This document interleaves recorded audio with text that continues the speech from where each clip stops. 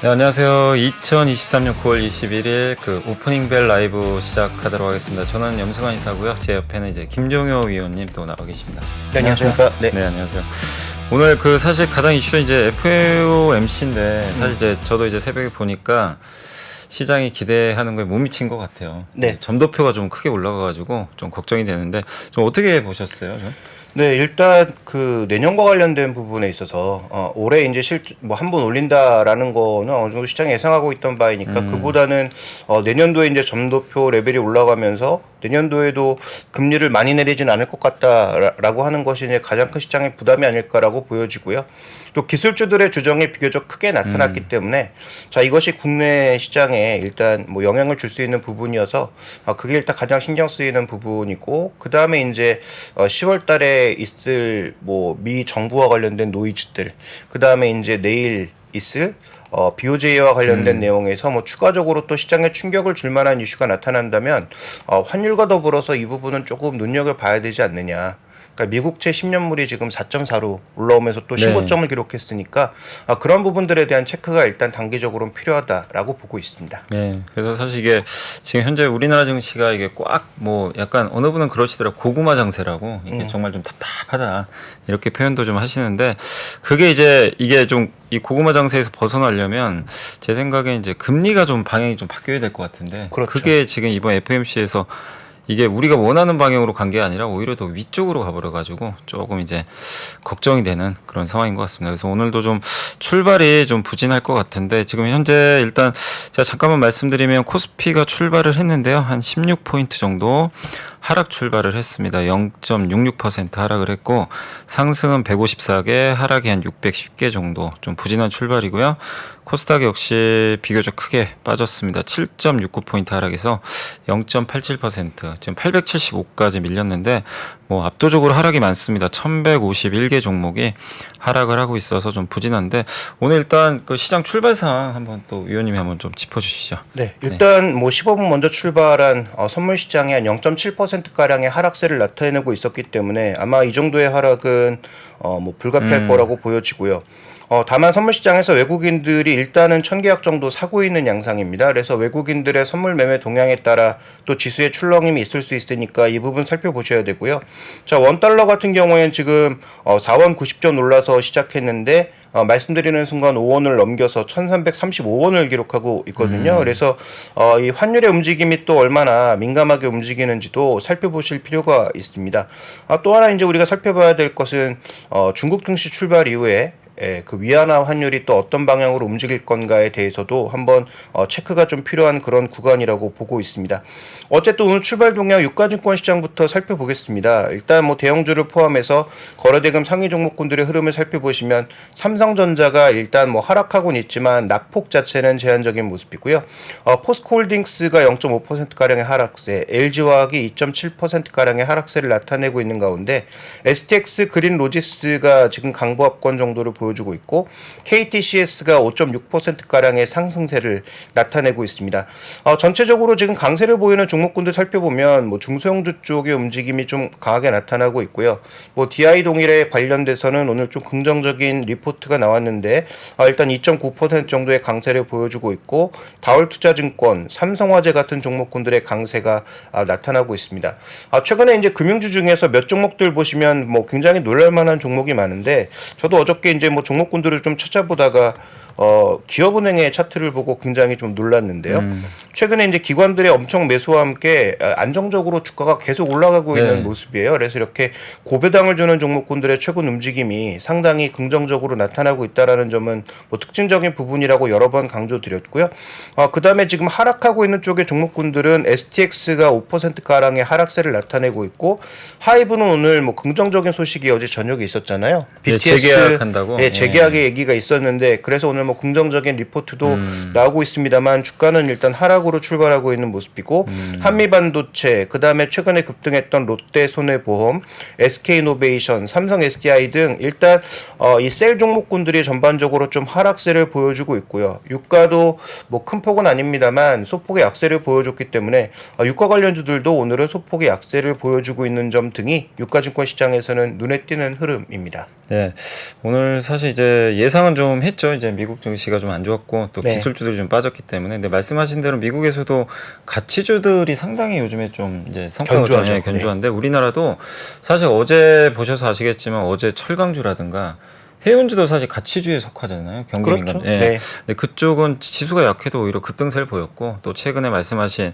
보험이나 은행주도 그러니까 우리가 많은 분들이 사실 개인 투자분들 올해 이제 2차 전지라든가 로봇주에 많이 좀 열광들을 하셨는데 그들이 좀 약간 빠지고 있는 구간에서 오히려 이게 정말 이제 아마 눈치채지 못하신 분들도 계실 것 같아요. 너무 좀 조용하게 그렇습니다. 이런 가치주들이 또 은근슬쩍 이렇게 올라가고 있는 것 같습니다. 그래서 항상 이게 주식이라는 게 뭐 응과 양이 항상 좀 존재를 하니까 그 부분도 좀 적절하게 잘 보시면 좀 좋을 것 같고 오늘 일단 이제 말씀하신 대로 코스피는 약간 이제 좀 부진한 상태인데 뭐 기술주보다는 확실히 가치주가 좀 좋은 것 같고요. 반면 어제 사실 좀 의아했던 게 에코프로랑 에코프로 BM이 급등을 했거든요. 네, 그렇습니다. 근데 코스닥은 마이너스로 끝났어요. 그러니까 음. 이게 예전 같으면 지수가 급등했어야 되잖아요. 그렇죠. 근데 그게 좀 시장이 또 성격이 좀 달라진 건지 오늘은 또 어떻게 좀 움직이고 있나요? 코스닥이? 네, 코스닥 시장의 전체적인 흐름도 일단은 약세로 출발하고 있는 모습인데요. 자, 유가증권 시장은 좀 낙폭을 키우지는 않고 일단 버티고 있는 상황에서 오늘 코스닥 시장의 주요 종목군들은 대부분 소폭의 약세를 나타내고 있는 가운데 개별 종목의 강세가 눈에 띄고 있습니다. 일단 뭐 모비스가 급등하고 있는 모습이고요. 이 현대모비스 아니고 모비스라는 네. 종목이고요. 에코프로 강법권, 위메이드가 급등하면서 오늘 위메이드 그룹주 전체적으로 모두 급등하고 있는 모습이고 셀바스 헬스케어라든지 뭐 파버나인, 토마토 시스템, 셀바스 AI 등 개별 종목군들의 강세가 좀 눈에 띄고 있는 양상입니다. 다만 이제 2차 전지 관련주들은 유가증권 시장의 셀 종목과 마찬가지로 소폭의 조정을 보여주고 있는 모습이고 급등하고 있는 쪽에서는 말씀드렸던 것처럼 위메이드 3총사가 모두 급등하고 있는 흐름이다. 위메이드 맥스, 위메이드 플레이, 위메이드 모두 이제 급등하고 있는 양상을 나타내고 있고 애니능률이라든지 나인테크, 우리로, YTN 뭐 이런 종목군들이 오늘 거래가 좀 급증하면서 강세를 나타내는 다 모습이에요. 이게 보니까 재료들이 있네요, 그냥. 네, 그렇습니다. 개별 재료 위주로만. 예, 그래서 이런 종목군들로 거래가 좀 집중되고 있는 양상이고 반대로 이제 급락하고 있는 쪽에서는 최근에 여러 가지 소식들이 나오고 있음에도 불구하고 네오이즈는 게임 출시 이후에 좀처럼 약세를 줄이지 이게 못하는 반응 제가 보니까 뭐 반응은 나쁘지 않은 것 같은데. 그러니까요. 기대에 못 미쳤다고 봐야 되나요? 아무래도 이제 그렇다면 뭐 기대를 많이 해서 주가가 많이 올라온 상태에서 또 밀리는 것이라면 뭐 어느 정도 그런 얘기를 우리가 납득할 수 있는데 네네. 최근에 게임 발표 이전까지도 주가가 별로 좋지 않은 상황에서 그렇게, 맞아요. 네, 결과를 보고 나서 오히려 더 빠지는 모습이 나타나고 있는 게 조금 아쉬운 부분이고요. 네. 오늘 YG엔터도 일단 주가가 하락하고 있는 모습이고 어제 보니까 뭐 블랙핑크 리사가 그러니까 뭐 다른 데랑 뭐 계약한다라는 뭐 또 그런 기사들도 예, 뭐 나오는 것 같은데 이게 최근에 뭐 아무것도 확정된 건 사실 없는데. 그렇습니다. 근데 이제 저는 좀 답답한 게 YG에서 왜 아무 얘기를 안 하는지 그게 좀 답답해요. 뭔가 지금 얘기를 하기가 네. 어려운 그런 측면이 있는 것 같고요. 네. 어쨌든 뭐 개별 종목 중에서 뭐 신성 델타테크 같은 종목군들도 오늘은 소폭의 하락세를 나타내고 있고 솔리드를 포함해서 최근에 5G 관련주가 이틀 전에 굉장히 큰 폭의 맞아요. 강세를 보였었는데 어제는 이제 차익 매물이 좀 나오는 모습이었고 오늘도 일단 추가적으로 조금씩은 하락하는 모습을 나타내고 있는 가운데 반도체 후공정의 뭐 대표적인 종목이라고 할 수 있는 뭐 한미반도체, 하나마이크론 이런 종목군들도 소폭의 조정 양상을 보여주고 있고 레인보우 로보틱스도 1% 가량의 하락세를 나타내고 있는데요. 특히 이제 로봇주의 대장주였던 레인보우 로보틱스의 가장 드러난 특징은 거래가 이제 급감했다라는 것이 거래가. 가장 큰 네. 특징이라고 봐야 될 것 같습니다. 네. 그래서 오늘 이제 시장을 한번 이렇게 좀 정리를 잘 해주셨는데 오늘 전체적인 분위기는 어쨌든 이제 좀 다운된 가운데 아까 뭐 YTN도 있었고 보면 다 일부 재료들이 있는 기업들이에요. 네. 리메이드도 그렇고 이제 그런 일부 개별 재료가 있는 기업을 제외하고는 사실 뭐 테마나 이런 것도 거의 지금 없는 상태거든요. 그러니까 한마디로 종목 장세도 아니고 거의 대다수의 기업들이 좀 부진한. 그러니까 이제 개인 투자분들 입장에서 굉장히 좀 어려운.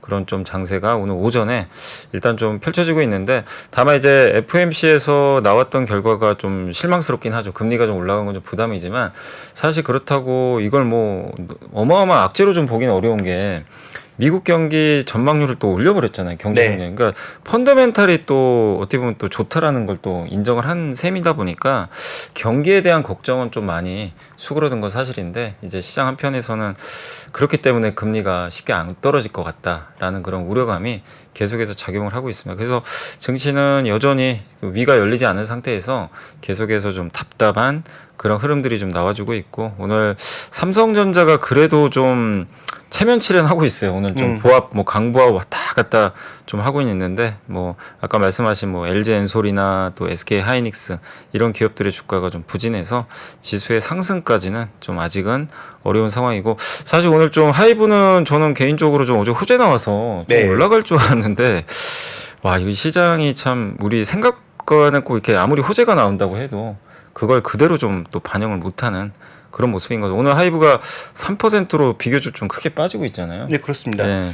일단 이 그 엔터 관련주들에 대해서는 뭐 개별 아티스트들의 어떤 흐름도 뭐 굉장히 중요하지만 그 종목의 위치가 어디에 있느냐 또 실적이 어느 정도 나올 것이냐도 뭐 중요한 것 같아요. 그래서 YG 엔터는 지금 뭐 불확실성에 계속 흔들리고 있는 측면이라면 반대로 뭐 디어유 같은 경우에는 뭐 최근 들어서 계속 긍정적인 리포트와 함께 뭐 사용자 확장에 대한 기대감도 나타나고 있고 또 연관주라고 할 수 있는 SM도 신규 네. 그룹에 대한 뭐 기대감 때문에 상대적으로는 견조하죠. 근데 그동안 대장주로 움직였던 JYP 엔터와 하이브 같은 경우에는 뭐 실적이 갑자기 빠졌을 리는 없을 것 네. 같고 그다음에 뭐 그들이 지금 판매하는 어떤 판매고라든지 그다음에 해외 공연을 통한 그런 수익이 늘어날 개연성이 높은데 이쪽으로 종목군들을 그 관심을 가졌던 그런 관심도 자체가 떨어지기 시작하면서 해당 종목의 변동성은 좀 커지고 있는 것이 아닌가. 그래서 하이브는 아무래도 지금 나온 뉴스가 호재이기는 하지만 다시 재결성되는 시점은 또 2025년이다 보니까 아마 그런 것들에 대한 뭐 부담감이 기대를 뭐 선반영한 측면에서 좀 나타나고 있는 건 아닌가. 그 다음에 이제 뭐 대장주의 역할을 하면서 밸류 자체가 그렇게 뭐 아주 싼 것은 아니기 때문에 3분기 실적에 대한 부담감도 일정 부분은 좀 노출한 게 아닌가 보여집니다. 네. 자, 그래서 오늘 좀 답답한 출발을 좀 보였는데 일단 이제 제가 좀 그 보고서 좀 자료 준비한 게 있거든요. 그래서 그거 한번 또 간단히 살펴보고 또 계속 말씀을 좀 드리도록 하겠습니다. 오늘 일단 그 한번 자료 한번 띄워주시면 좀 감사할 것 같은데 그 삼성증권에서 나온 자료가 좀 하나 있었거든요. 그래서 이제 이 반도체 관련된 그런 이제 리포트라고 좀 보시면 좀 좋을 것 같고 이 삼성의 그 이제 황민성 연구원님이 쓰신 자료라고 좀 보시면 좀 좋을 것 같습니다. 그러니까 이제 이게 제목이 뭐 열이 나요라는 뭐 이런 좀 이제 리포트 제목인데 혹시 이게 자료 준비가 안 된 건가요? 잠시만요. 예. 제가 이게 메일로 한번 보여드렸는데, 예. 여기 이제 나와 있는데, 그 아이폰, 어제 뉴스 한번 보셨을 거예요. 그 아이폰 15 프로가 최고 48도 발열 문제가 좀 발생했다라는 좀 보도가 좀 있긴 있었거든요. 근데 이제 뭐 저도 그래서 검색을 해보니까 아직 우리나라에 뭐 출시가 안 됐으니까 좀 더 좀 지켜는 좀 봐야 될 텐데 이게 뭐 발열 문제가 좀 있다라는 그런 주장과 보도들이 좀 이게 나오고 있는 것 같은데 사실 갤럭시 생각이 좀 나더라고요. 저 보도를 보면서 예전에 예전에 네. 한번 난리가 났었죠. 근데 아이폰이 저런 경우는 제가 들어본 적이 없거든요. 근데 이게 원인은 모르죠. 뭐 배터리 문제라는 얘기도 좀 이게 검색해 보니까 있는 것 같고, 근데 TSMC의 첨단 3나노 공정에서 이게 어쨌든 발생한 일이라고도 좀 볼 수도 있다라는 그런 좀 보도도 있는 것 같아요. 그래서 이게 TSMC가 이번에 3나노를 했는데 그게 핀팩 공정이죠. 이제 삼성과는 공정이 좀 다르거든요. 근데 TSMC가 이거를 GAA 방식이 좀 더 고차원적인 거죠. 그걸 못해서 못한 게 아니라 고객이 원하는 게 아마 핀팩 방식 아니었나. 왜냐하면 수율이 더 잘 나올 수가 있기 때문에 그래서 했던 것 같은데 삼성전자는 어쨌든 지금 대형 고객은 없죠. 그러다 보니까 그냥 일단 한번 위험하지만 새로운 좀 시도를 한 거 아니냐 이렇게 좀 보고 있는 것 같고요. 다만 이게 보도가 사실인지 아닌지는 아직은 좀 정확하진 않습니다. 근데 만약에 이게 진짜 사실이라면 이제 고객사 입장에서 무조건 TSMC만 선택하기에는 좀 부담이 큰 상황으로 가고 있다. 이렇게 보시면 되겠고, 이 4나노, 3나노로 갈수록 이제 이 미세로 가는 거잖아요. 그러니까 네, 그렇죠. 이제 전류가 누설될 확률이 높거든요. 네, 그런 것들을 잘 잡아줘야 되는데, 그런 데서 조금 이제 컨트롤하기가 어려워지는 게 아닌가라는 그런 얘기인 것 같습니다.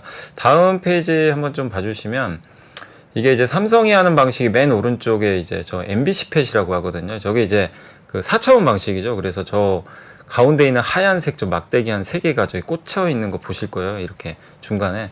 저게 이제 그 전류가 통하는 통로라고 좀 보시면 좋을 것 같은데, 저게 이제 핀팻 방식은 3차원. 이 3면이 이렇게 통하는 거고, 이제 GAA 방식, 그 다음에 이제 좀 더 MBC 팻은 이걸 이렇게 이 통로를 늘린 거죠. 그래서 전류가 통하는 면을 더 넓게 한 건데, 저 방식이 당연히 훨씬 좋죠. 좋은데 이제 어려워서 그런 거죠.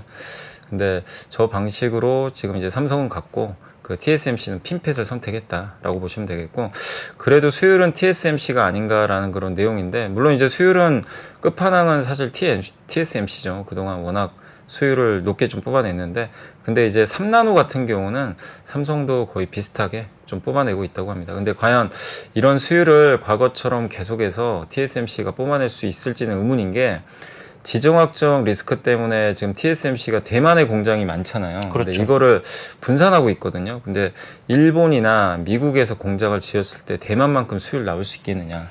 그리고 이건 좀 첨단 공정은 또 외국으로 잘 안 가는 그런 예, 안 경향도 가는 있으니까. 맞아요. 예. 근데 만약에 이제 그쪽으로 가서 그 첨단 공정을 해도 사실 공장 처음 재면 수율 안 나오는 게 맞거든요. 그렇죠. 예. 대만 사람 쓰지 말고 미국 예, 사람 쓰라고 했는데 그죠. 미국 사람들이 그 정도의 기술이 있을지도 예. 알 수 없고. 그러니까 이제 이 구도는 물론 삼성한테도 해당되죠. 삼성이 미국 그렇죠. 갔을 때 네. 뭐 제대로 못 뽑아낼 수도 있는데, 다만 이제 워낙 TSMC가 그동안 수율을 잘 뽑아냈기 때문에 이 부분은 TSMC한테는 좀 부담이 될 수 있다. 그런 내용이고, 다음 장 이제 한번 더 보여주시면, 어쨌든 이제 그 HBM 이제 시대가 왔는데, 요것도 사실 열과 전력에 문제가 있나 이런 좀 내용인데, 요것도 열 관리가 중요하다고 합니다. 그러니까 당연히 뭐 모든 반도체는 열에 취약하거든요. 그래서 열 관리를 좀 잘해야 되는데, 그런 면에서 하이닉스에 대해서는 좀 상당히 긍정적으로 적어주신 것 같아요. 하이닉스가 했던 그 본딩 방식이 있거든요. 칩과 기판을 붙이는 그런 방식들이 MR-MUF라는 이제 방식이라고 하는데, 그게 이제 그 열 관리를 또 상당히 좀 최적화한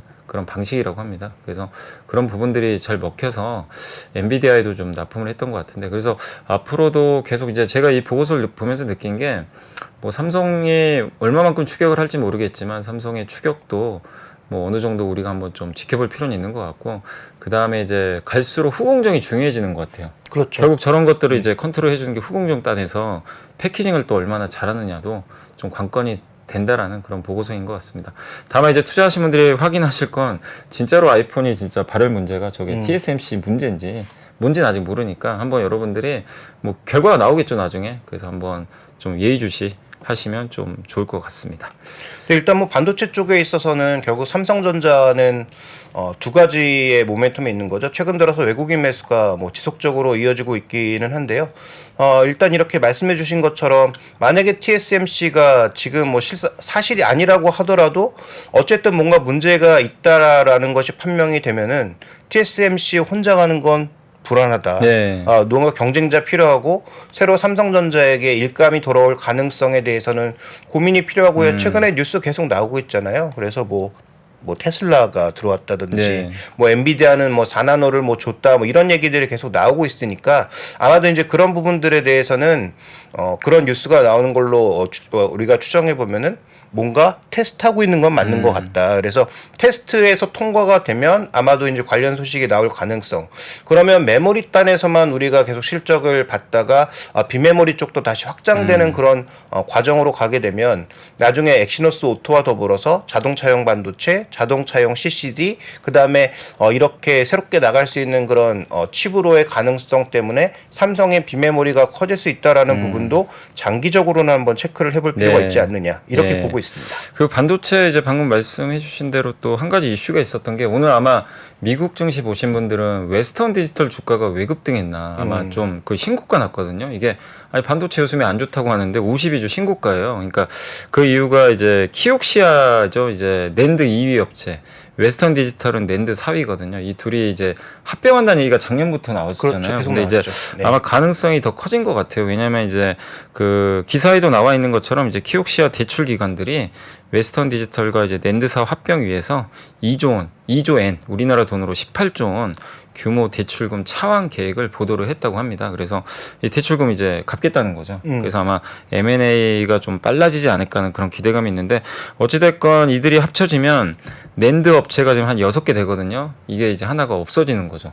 어찌됐건 그러면 이제 공급이 줄게 돼 있죠. 그래서 이거 이제 흔히 뭐 영어로 콘솔리데이션이라고 하는데 뭐 합종 연행이라고 좀 보시면 좋을 것 같아요. 그래서 이런 것들을 논의만 하는 것만으로도 뭐 시장에는 당연히 긍정적일 수 있고 이게 근데 새로운 뉴스는 아니지만 이게 이제 대출금 차환 계획이 보도가 되다 보니까 이제 웨스턴 디지털한테도 좀 긍정적으로 작용을 하는 것 같고 이렇게 되면 또 낸드 가격에도 좀 우호적으로 좀 작용할 수 있을 것 같고 또 삼성 입장에서는 이렇게 되면은 낸드 관련해 가지고 감산을 더 할 수도 있죠. 그렇죠. 굳이 이제 치킨 게임을 안 해도 뭐 하나가 이제 줄어들게 되는 효과가 있으니까 그래서 아마 4분기, 3분기로 갈수록 그러니까 3, 4분기로 갈수록 요즘에 보도 보면 감산 더 한다라는 얘기가 나오는데 아마 감산 효과도 더 생기지 않을까. 네. 그래서 이 부분은 어찌됐건 좀 주가에는 우호적으로 좀 작용할 수 있는 그런 뉴스가 아닌가 해서 한번 좀 소개를 해드렸습니다. 그리고 오늘 사실 이제 제가 어제도 그렇고 요즘에 이제 많은 분들이 좀 개인 투자분들이 이렇게 관심이 있는 게 그 두산 로보틱스 어쨌든 이제 청약 어떻게 해야 되냐 질문들을 좀 어제도 좀 하시더라고요. 그래서 제가 자료 그냥 제가 메모해 왔거든요. 그래서 한번 그 오늘 가져온 자료 좀 마지막 장 한번 좀 띄워주시면 두산 로보틱스가 오늘부터 이제 내일까지 청약에 이제 들어가게 됩니다. 그래서 위에 보시면 주요 주관사는 한국투자증권하고 미래에셋증권 두 개가 이제 대표 주관사고 이제 NH, KB, 키움, 신영, 하나가 이제 주관을 하게 되는데 이제 여기 계좌 갖고 계신 분들은 뭐 누구나 이제 신청이 가능하고요. 주로 이제 배정 주식수 보시면 한투랑 미래가 136만 주고 NHKB가 45만 주, 키움, 신영, 하나증권이 13만 주로 이제 다 아무래도 대표 주관사가 훨씬 많겠죠. 그리고 증거금은 이제 얼마를 내셔야 되냐면 한투, 키움, 하나에 만약에 내가 하나증권 쪽에 그 청약을 하면 최소 20주 하셔야 돼요. 그래서 26만 원 증거금 내셔야 되고 나머지 증권사는 10주 13만 원 정도 내시면 되겠습니다. 그래서 아마 이건 기사 내용에서 나온 건데 균등 배분으로 하게 이제 했을 때 그래도 최소 한두 주는 받지 않을까. 근데 한 3주 정도는 받을 걸로 전망을 하고 있는 것 같고요. 근데 이제 비례 배분도 있어요. 절반은 비례 배분인데 이거는 이제 많이 넣으신 분들한테 우선순위를 주는 건데 그렇죠.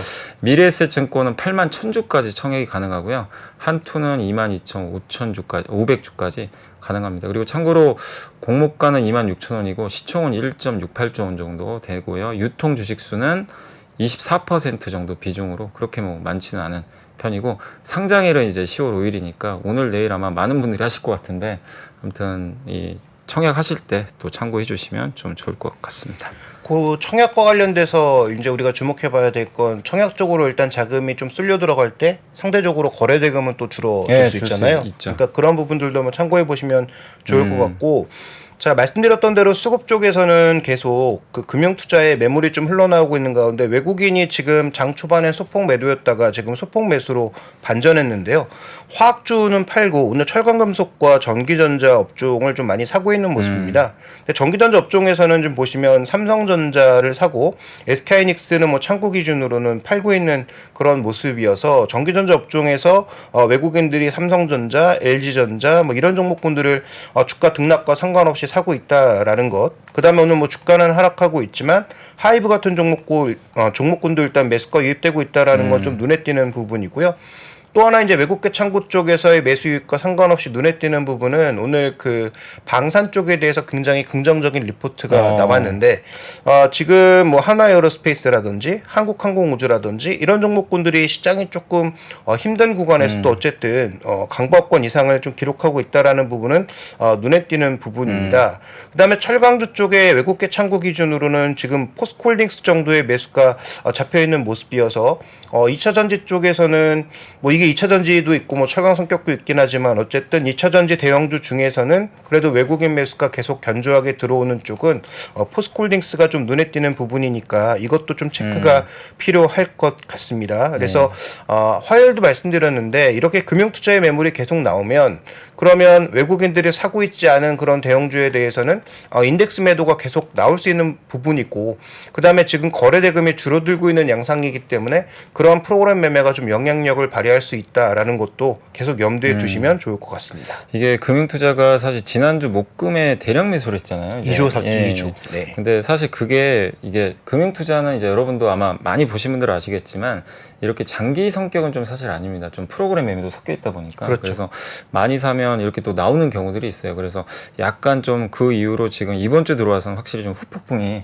조금 나오고 있는 거 아닌가. 근데 이제 확실히 그래도 이제 매도 규모 자체가 조금씩 이렇게 좀 줄어드는 모습도 좀 나오는 것 같은데, 다만 이제 오늘 계속해서 오후까지 좀 금융투자의 매도가 조금 계속 이어질지는 한번 좀 지켜보시면 좋을 것 같고, 반대로 오늘 그래도 수급 보니까 다행히 보통 이렇게 강달러에다가 또 거기다가 미국 금리 오르면 외국인들이 많이 파는 경우가 많은데 네. 오늘 또 사고 있어요. 180억 정도. 그래서 이 부분이 오늘 그래도 이 국내 증시 보신 분들은 조금 우리가 생각했던 것보다는 좀 잘 버텨주고 있거든요. 그게 아마 외국인들의 좀 일부 매수, 또 삼성전자가 선전하고 있고, 또 에코프로가 오늘 한 3.4%, 어제에 이어서 오늘도 추가로 좀 급등을 하고 있거든요. 그래서 그 코스닥의 또 2차 전지주들이 이렇게 좀 딜을 잘 받쳐주는 것도 일단 시장에는 우호적으로 좀 작용을 하고 있는 것 같습니다. 그래서 전체적으로 하락 종목이 좀 많은 편이지만 시장은 일단 오전 출발에 비해서는 일단은 좀 선전하면서 약간은 좀 버텨주는 그런 모습으로 좀 전개가 되고 있는 것 같습니다. 네, 그리고 요것도 하나 좀 볼까요? 네. 지금 유가증권 시장의 그 코스피 200 선물을 보시면 오늘 아침 시가 출발 이후에는 지금 약간 강세 전환되면서 외국인 매수로 버티는 그런 양상인데, 이 미결제 약정의 총량을 보시면 지난 9월을 비해서 한 2, 3만 계약이 지금 비고 있는 상황이거든요. 네.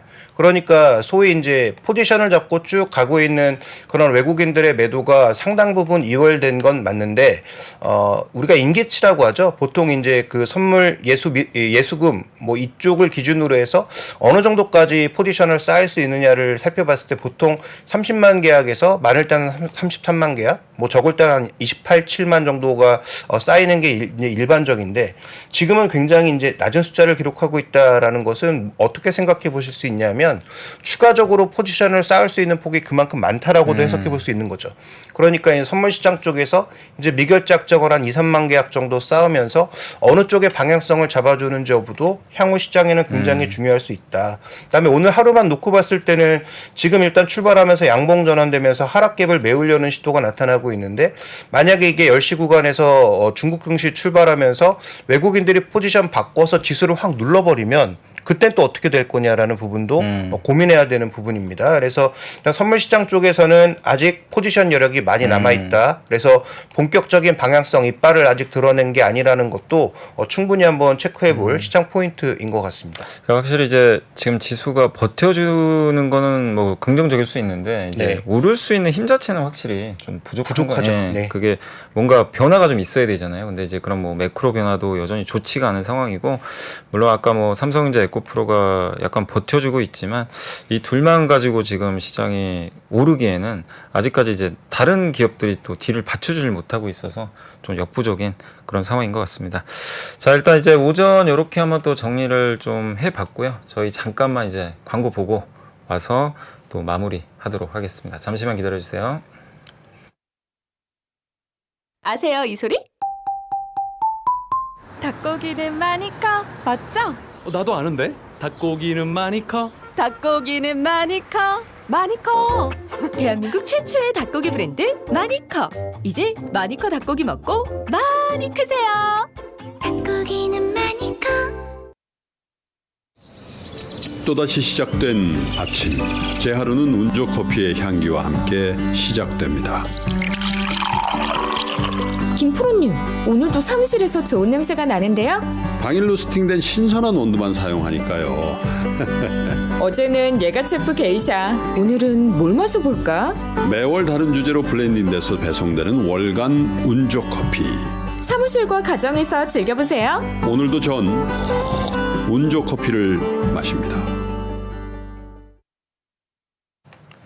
자, 오늘 이제 시장이 뭐 약간 답답한 상황인데, 그 김정현님 뭐 해운주 좀 또 눈에 띄는 것 같은데 뭐 좀 전달해 주실 내용이 좀 있다고 하시면서요. 네, 일단 네. 뭐 페노션 같은 경우가 최근에 이제 기관들이 엄청나게 사고 있거든요. 네. 8월 말 이후로 뭐 이렇게 사도 되나 싶을 정도로 매일 막 몇십만 주씩 사고, 어저께는 주가 급등하면서 뭐 140만 주가의 매수가 들어왔는데, 네. 오늘 대신증권에서 보고서가 하나 나왔습니다. 일단 3분기 실적은 그렇게 뭐 좋지 않을 것 좋지 같다. 않다. 뭐 컨센서스 하회할 것 같다라고 얘기를 하면서도 언급하고 있는 것은 BDI가 움직인다 이런 얘기를 하고 있거든요. 보니까 뭐 1,500까지 온 것 같은데. 네, 거의 1,500 육박하는 양상인데, 뭐 과거부터 우리가 항상 이쪽 다루면서 얘기했던 것은 그래도 2,000선은 넘어야 안정적인 이익이 가능하다 이렇게 얘기했는데 실제로 작년에도 딱 이 시기에 이제 BDI가 돌기 시작했습니다. 그래서 기관들이 먼저 베팅한 건지 그건 뭐 지켜봐야 되겠지만 어쨌든 뭐 기관 매수와 더불어서 상대적으로 조금 살아있는 부분이 있다라는 것은 거래 증가와 더불어서 눈여겨 한번 봐야 되는 부분이고요. 또 하나 이제 포스코 때문에 우리가 이제 별로 쳐다보지 않은 종목이지만 52주 신고가에서 눈에 띄는 또 하나의 종목이 현대제철이에요. 아, 현대제철. 네, 이게 또 계속 신고가가 나고 있거든요. 이 정확하게 어느 시점부터 올라왔냐면 PB 0.2배부터 올라오기 시작해서 주가가 0.2면 너무 심한 거 아니에요? 그러니까요. 네, 꽤 많이 올라왔음에도 불구하고 아직도 이제 0.4배가 채 안 되는 그 정도의 수준인데 그래서 뭐 증권사들에서는 일단 뭐 전방 산업이 여러 가지 뭐 불안감도 있고 그렇긴 하지만 어쨌든 뭐 추가적으로 조금 나아지는 거 아니냐. 특히 중국의 어떤 철강 시황이 조금 쪼그라드는 그런 상황에서 뭔가 나아지는 거 아니냐라는 그런 얘기도 흘러나오고 있는 가운데 두 종목의 공통점은 최근 들어서 기관에 약간 공격적인 매수가 유입되고 있다라는 부분도 한번 챙겨보실 필요가 있습니다. 그래서 이게 뭐 배당향인지 아니면 뭐 워낙 저평가돼 있기 때문에 나타나는 것인지 정확하게 알 수는 없지만 최근 들어서 기관들이 뭔가 적극적으로 베팅하는 종목군들의 일단 경기 민감주라고 하는 혹은 금리에 조금 상대적으로 좀 덜 민감한 금리 올라가는 것에 덜 민감한 종목군들의 기관들의 베팅이 늘어나고 있다라는 것은 또 하나의 포인트로 네. 삼아보셔도 좋을 것 같고요. 뭐 추천 아닙니다. 네. 이 종목들을 사라는 말씀이 아니라 이런 아이디어가 있다라는 것도 한번 눈여겨서 보실 필요가 있겠습니다. 그러니까 어느새 이제 시장의 색깔이 이제 뭐 이제 우리가 이제 화려한 쪽은 사실 성장주잖아요. 네. 뭐 바이오도 있었고 비만 치료제도 있었고 여러 섹터들이 올해 좀 시장을 또 좌지우지했는데 어느새 이제 약세장이 뭐 약간 조정장이죠. 조정장이 이제 8월 이후로 좀 시작이 되면서 은근슬쩍 이런 가치주들 정말 무겁다고 생각했던 기업들이 아까 이제 현대제철도 그렇지만 계속 단단하게 좀 오르는 것도 확실히 시장의 색깔이 좀 변하긴 변했구나. 이게 이제 이 색깔 변화가 계속 이어질지 또 갑자기 어떻게 바뀔지 모르지만 어쨌든 제가 드릴 수 있는 힌트는 그거 같아요. 결국 미국 금리와 달러가 또 방향을 바꿔준다면 이 색깔은 또 언제든지 바뀔 수 있으니까 그렇죠. 네. 그래서 항상 먼저 보셔야 될 거는 미국의 국채 금리와 달러가 지금 어느 방향으로 가고 있고 그런 것들이 언제쯤 바뀔지 그런 것들을 잘 보시면 좋은데 아직은 바뀐 게 없기 때문에 현재까지는 이런 색깔이 계속 유지가 되고 있다라고 시장을 봐주시면 좀 좋을 것 같습니다. 자, 오늘 일단 이제 시장 다시 한 번만 좀 정리하고 마무리하겠습니다. 오늘 코스피가 좀 낙폭을 다시 좀 키우고 있습니다. 네. 마이너스 18포인트까지 밀려서 0.7% 밀리고 있고 하락이 650개로 한 3배 정도 많고요. 코스닥 역시 좀 안 좋습니다. 마이너스 7포인트 0.83% 하락이 한 1150개 정도로 좀 일단 그 늘어나고 있는데 아까 말씀드린 대로 시총 상위 기업 중에 일부 뭐 삼성전자나 에코프로가 버텨주고 있지만 다른 기업들의 낙폭이 이렇게 조금씩 좀 확대되고 있어서 오늘 증시는 좀 계속해서 FMC에 의한 그 금리 상승 영향을 계속해서 좀 받으면서 좀 굉장히 좀 위축된 그런 모습들이 나오고 있고 최근에 또 개인 투자분들의 그 거래 대금도 많이 줄어들었더라고요. 그래서 네. 확실히 개인 투자분들의 심리도 많이 위축된 그런 상태가 일단 오늘 오전까지는 좀 이어지고 있는 그런 모습인 것 같습니다. 그래서 좀 우울한 또 목요일이 좀 될 것 같은데 이게 오후에 좀 웃을 수 있으면 좀 좋겠지만 한번 또 지켜봐야 되겠습니다. 그리고 마무리하기 전에 보니까 방금 그 우리나라 수출 속보 나왔더라고요. 그래도 이건 좀 괜찮은 것 같아요.